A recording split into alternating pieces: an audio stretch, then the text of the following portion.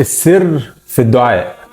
دايما كلنا بنحاول نوصل لحاجة معينة، ربنا يزود رزقنا، نسافر، نعمل مشروع جديد، نتجوز، ولادنا يكونوا كويسين. كل واحد عنده أهداف، بنعمل كل حاجة عشان نحقق الأحلام دي أو الأهداف دي، لكن بننسى أهم حاجة وهي إن احنا ندعي ربنا، مع إن ربنا قال: وقال ربكم ادعوني أستجب لكم، وإذا سألك عبادي عني فإني قريب أجيب دعوة الداعي إذا دعان.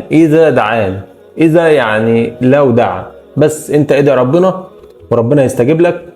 وخلي قدوتك كل الأنبياء اللي كانوا بيدعوا ربنا، وربنا كان بيأكد في القرآن: فاستجبنا له. سيدنا زكريا فاستجبنا له، سيدنا نوح فاستجبنا له.